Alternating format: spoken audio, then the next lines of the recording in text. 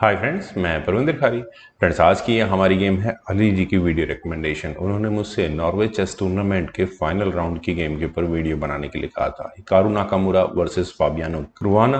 और जैसा कि हमें रिजल्ट तो पता ही है, E4 के साथ यहाँ हिकारू नाकामुरा ने शुरू किया था। E5 यहाँ फाबी ने किया, नाइट F3, देन हुआ night C6, bishop C4, Italian game, night F6, invitation for fried liver attack जिसे नाकामुरा ने मिस नहीं किया। नाइट गया यहाँ G5 स्क्वायर पर, सीधा सीधा F7 पॉन पर अटैक है। D5, ई टेक्स D5, नाइट गया A5 स्क्वायर पर, बिशप पर अटैक बना, बिशप गया यहाँ से एक चेक देने के लिए C6, D takes C6, B takes C6, वापस बिशप पर अटैक है।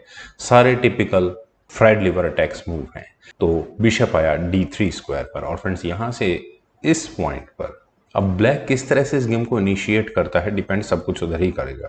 यहाँ बिशप का इस D3 स्क्वायर पर आना इतना क्रूशियल है क्योंकि ब्लैक चाहे तो अपने इस एच पॉन को आगे पुश करके नाइट पर अटैक बनाएगा। नाइट मुझे नहीं लगता कि किसी भी कीमत पर F3 स्क्वायर पर जा सकता है क्योंकि आगे ई पॉन पुश होगा ही होगा। इसीलिए बिशप को यहाँ D3 स्क्वायर पर रखा जाता है ताकि नाइट कम से कम यहाँ E4 स्क्वायर पर आ सके।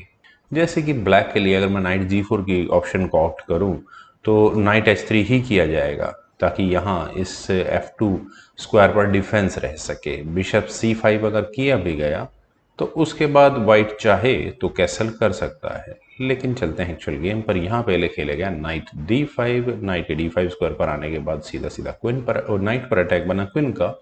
नाइट F3, बिशप आया D6 स्क्वायर पर और इसके बाद यहाँ नाकामुरा ने कैसल किया। नाइट F4, पोजीशन बिल्कुल इक्वल है। ब्लैक के पीसेस एडवांस पोजीशन में हैं क्योंकि वाइट अभी अपने पीसेस को स्ट्रगल करेगा बाहर निकालने में।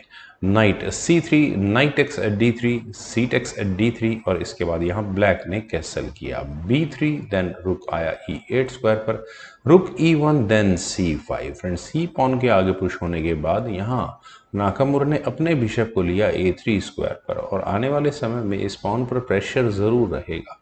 देखने वाली बात होगी कि किस तरह से यहाँ पर ब्लैक इसे टैकल करेगा। नाइट C6 और यहाँ से इस नाइट के लिए एग्रेसिव आउटपोस्ट तो तैयार होती है। नाइट E4, यहाँ इस C5 पॉन पर प्रेशर है। बिशप गया F8 स्क्वायर पर, पॉन फॉर पॉन, यहाँ D3 पॉन पर अटैक है और इस पॉइंट पर डायरेक्टली बिशप टेक्स C5 अभी बेकार है करना क्योंकि पहले तो किया जाएगा F5 और नाइट पर अटैक बनेगा, removing the defender philosophy simple. खैर, यहाँ खेला गया रुक C1। तो ब्लैक के लिए D3 पॉन इजी है। अगर क्वीन टेक्स D3 ब्लैक यहाँ ऑप्ट करता है तो बिशप टेक्स C5 ऑब्वियस होगा ही होगा। बिशप टेक्स C5 से ही ये गेम आगे बढ़ेगी। रुक टेक्स C5, नाइट पर प्रेशर रहेगा तो वाइट यहाँ इस गेम में अपनी टर्म्स को डिक्टेट जरूर कर रहा होगा। पॉन की वजह से इक्वल होगा लेकिन पोजिशनली यहाँ वाइट बेटर होगा। खैर, वो ऑप्शन नहीं चुनी गई। यहाँ पर नाइट को B4 स्क्वायर पर रखे जाने की ऑप्शन भी ऑप्ट की जा सकती थी और यहाँ इस A2 पॉन पर प्रेशर को बढ़ाया जा सकता था। ओके, पॉन पर भी प्रेशर है, यहाँ फॉक लगाने की पूरी पूरी तैयारी होती है और डिफेंस बहुत मुश्किल हो जाता है इसका करना, यानी कि बिशप से नाइट को एलिमिनेट करना ही पड़ता। लेकिन यहाँ खेला गया F5, नाइट पर अटैक बना। नाइट टेक्स C5, वापस घूम फिर कर पॉन पर अपने आप ही डिफेंस हो गया। क्वीन गई D5 स्क्वायर पर, नाइट पर प्रेशर को बढ़ाने के लिए डिफेंस है। क्वीन C2, चलिए पॉन पर भी डिफेंस बढ़िया है इसका।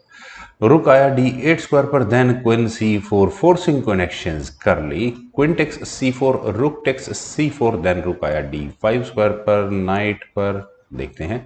रुक at goes to C1, then bishop आया D6 स्क्वायर पर, bishop B2, then night E7। रुक eight 4 goes to C2, then रुक आया B8 स्क्वायर पर, D4, नाइट पर defence. But I can say क्या यहाँ ई पॉन आगे पुश हो सकता है, लेकिन ऐसा करने के बाद वाइट का एक पॉन पासर के रूप में जरूर निकल जाएगा, वो प्रॉब्लम होगी ब्लैक को वहाँ। तो ई टेक्स D4 पहले यहाँ पर फाबी ने किया। नाइट टेक्स D4 और फ्रेंड्स नाइट टेक्स D4 के बाद यहाँ से नाइट अभी आगे दिखता नहीं है कहाँ जाएगा। A5, देन हुआ नाइट F3, वापस ही गया H6, then night A4 square पर और बिशप पर। चलिए, नाइट का डिफेंस है तो इश्यूज नहीं है। बिशप A6 और बिशप के A6 स्क्वायर पर आने के बाद यहाँ किस तरह की गेम ये आगे बढ़ सकती है, दिखने में तो यही लग रहा है मुझे। और यहाँ से मेरे ख्याल से इस रुक के जाने के लिए स्क्वायर्स ज़्यादा अवेलेबल तो है नहीं। नाइट C3, यहाँ रुक फॉर रुक, वापस रुक पर अटैक बनाया नाकामुरा ने, रुक गया C5 स्क्वायर पर, देन बिशप आया A8 स्क्वायर पर।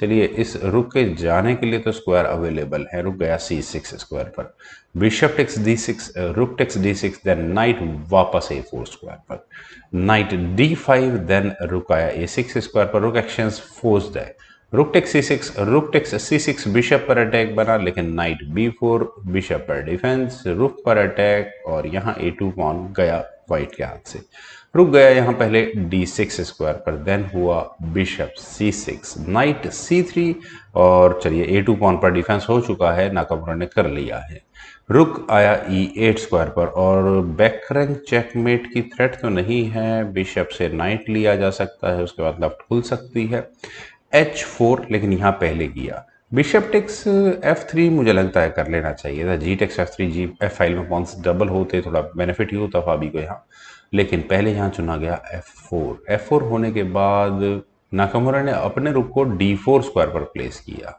लेकिन यहाँ D4 स्क्वायर पर रुक को ना प्लेस करके शायद नाइट को गेम में ज़्यादा बेटर होता अगर लेकर आते हुए, तो रुक F8, पॉन पर डिफेंस हो गया है, नाइट गया E5 स्क्वायर पर, रुक E8, नाइट पर अटैक बना, नाइट C4, और यहाँ से नाइट क्या थ्रेट देगा, शायद हो सकता है कुछ इस तरह का गेम प्लान हो, वेल F3, और फ्रेंड्स इस पॉइंट पर क्या यहाँ ये A5 पॉन लिया जा सकता है वाइट के द्वारा, नाइट टेक्स A5 का मतलब सीधा चेक आएगी, किंग H2 स्क्वायर पर जाएगा, then F takes G2, I don't think ये पोजीशन कोई बहुत अच्छी होने वाली है वाइट के लिए, क्योंकि फिर वापस का फोर्थ सीक्वेंस में यहाँ वाइट फंस चुका होगा।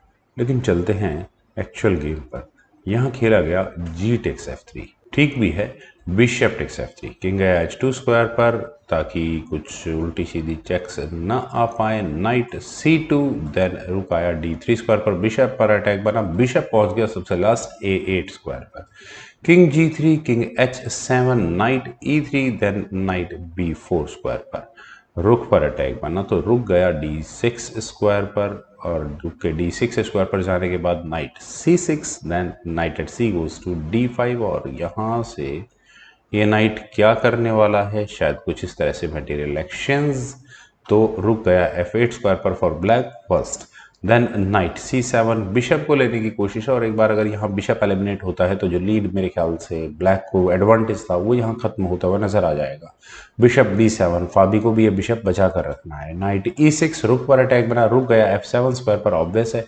अदरवाइज व्हाइट यहाँ अपने रुक को D7 स्क्वायर पर लाकर प्रेशर को बढ़ाने की कोशिश कर सकता है, इनफैक्ट मैं कहूंगा कि बिशप को लेने की कोशिश कर सकता है, वेल F4, बिशप गया F8 स्क्वायर पर, H5, और यहाँ पर प्रेशर यहाँ हिकारू नाकामुरा बढ़ाते जा रहे हैं, रुक A7, और फ्रेंड्स यहाँ इस रुक के A7 स्क्वायर पर आने के बाद प्रॉब्लम्स बढ़ चुकी हैं फाबी की गेम में, अभी आपको नजर नहीं आ रहा होगा, A3, देन किंग गया यहाँ G8 स्क्वायर पर, F5, और फ्रेंड्स मैं यहाँ कह सकता हूँ कि वाइट क्लियरली अब विनिंग सिचुएशन में आ चुका है, कैसे, रुक E7 यहाँ पहले फाबी ने किया, देन किंग F4, अपने किंग को सेंट्रलाइज भी किया, देन रुक A7, मुझे ऐसा लगता है कि ब्लैक के पास आइडियाज़ की अब कमी है, पीसेस उसके क्रैम्प्ड हो चुके हैं, और फाइनली जैसे ही यहाँ पर हिकारू नाकामुरा ने अपने इस डी पॉन को आगे पुश कर दिया, तो फाबियानो करुआनो को रिजाइन करना ही पड़ गया। रेजिग्नेशन का रीज़न अगर आप यहाँ समझे